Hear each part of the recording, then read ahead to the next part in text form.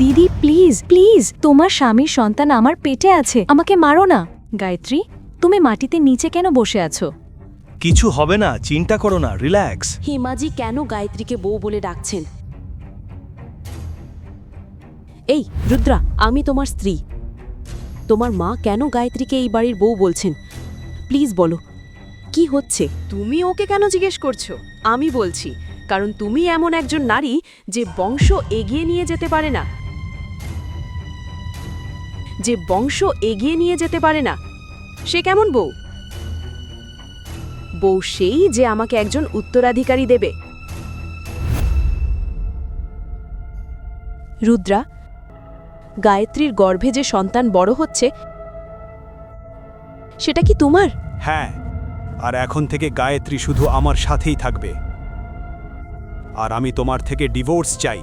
রুদ্রার কথা শুনে আন্তারা ভেতর থেকে ভেঙে পড়ে। তার নিজের বোনই তার সতীন হয়ে গেছে, আর তার নিজের স্বামী তাকে নিজের জীবন থেকে বের করে দিতে চাইছে শুধু এই কারণে যে সে মা হতে পারবে না। তুমি এত নিচু মনের মেয়ে, তোমার লজ্জা করে না? তুমি নিজের দিদির সংসার নষ্ট করেছো। লজ্জাহীন, তুমি কি ভুলে গেছো আমি আর মামা তোমাকে বড় করেছি, আর তোমাকে বিদেশে পড়তে পাঠিয়েছি যাতে তোমার ভালো ভবিষ্যৎ হয়। তার জন্য আমি আমার যৌবন হারিয়েছি, আর এখন তুমি তোমার যৌবন দেখিয়ে আমার সংসার ভাঙতে চাইছো। আমার উপর উপকার দেখানো বন্ধ করো। আমি কি তোমাকে এসব করতে বলেছিলাম ত্যাগের মূর্তি হতে? আর আমার মা বাবা যা করেছে সেটা তাদের দায়িত্ব ছিল। আর যাই হোক, আমার মাথা ফেটে যাচ্ছে ব্যথায়। এই নাটক বন্ধ করো। নাটক? তোমার এই নাটক যথেষ্ট হয়েছে। তুমি যদি গায়ত্রীকে আরও চাপ দেওয়ার চেষ্টা করো তাহলে আমার থেকে খারাপ কেউ হবে না। আর ডিভোর্স পেপার ফাইল হওয়া পর্যন্ত তোমার জিনিসপত্র নিয়ে সার্ভেন্ট রুমে গিয়ে থাকো এবং গায়ত্রীর যত্ন নাও। হ্যাঁ ছেলে, একদম ঠিক বলেছ। যে বউ আমার বংশ এগিয়ে নিয়ে যাবে তার যত্নে যেন কোনো কমতি না থাকে, না হলে আমি ওকে ছাড়ব না। একজন নারী হয়ে তুমি আরেকজন নারীর সম্পর্কে এত খারাপ কথা কিভাবে বলতে পারো? যদি আমার মা হতে সমস্যা থাকে তাহলে আমি IVF এর সাহায্য নিতে পারতাম। তার জন্য আমার সংসার ভাঙার কোনো দরকার ছিল না। মা, এখন আমি গায়ত্রীর জন্য একই প্রার্থনা করব। সে বংশের উত্তরাধিকারী পাওয়ার স্বপ্ন দেখছে, আর সেটা হয়তো কোনোদিন পূরণই হবে না। যথেষ্ট। আর একটা কথাও না। তোমার জিনিসপত্র নিয়ে সার্ভেন্ট রুমে চলে যাও, বুঝেছো? ডিভোর্স না হওয়া পর্যন্ত আমি তোমার স্ত্রী। ডিভোর্স ফাইনাল হয়ে গেছে। এখানে আসো।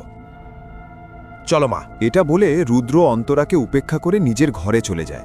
অন্তরা ছোটবেলা থেকেই খুব শান্ত স্বভাবের। তার মা অনেক আগেই মারা গেছেন, কিন্তু তার মামা কখনোই তাকে মায়ের অভাব অনুভব করতে দেননি।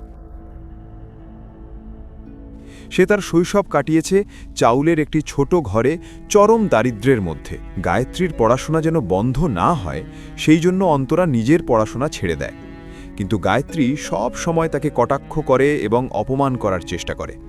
এখন প্রতিদিন অন্তরার জীবনে ষড়যন্ত্রের বিষ ছড়াতে গায়ত্রী তার স্বামীর সাথে বিয়ে না করেই তার শ্বশুর বাড়িতে থাকতে শুরু করেছে।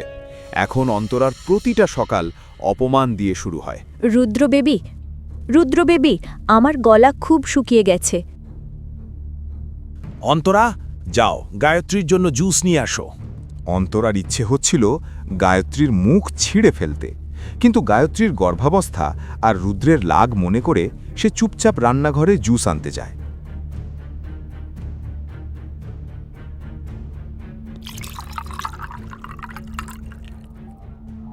কার জন্য এই জুস নিয়ে যাচ্ছ? মম্মিজি, আমি গায়ত্রীর জন্য নিয়ে যাচ্ছি। এটা রেখে দাও, আমি তোমার উপর ভরসা করতে পারি না।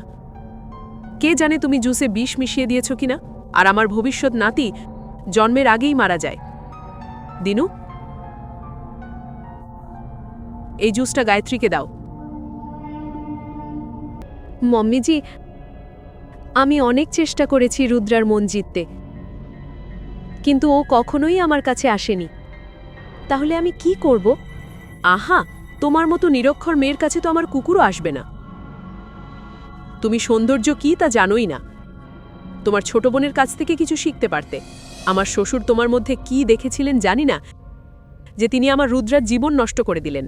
গ্রাম থেকে একটা মেয়েকে এনে এমন বড় প্রাসাদে বসিয়ে দিয়েছেন। আর কয়েকটা দিন, তারপর রুদ্রা তোমাকে ডিভোর্স দিয়ে গায়ত্রী বউকে বিয়ে করবে। এখন এখানে দাঁড়িয়ে আমাকে দেখছো কেন? ফেনাইল নিয়ে পুরো বাড়িটা পরিষ্কার করো।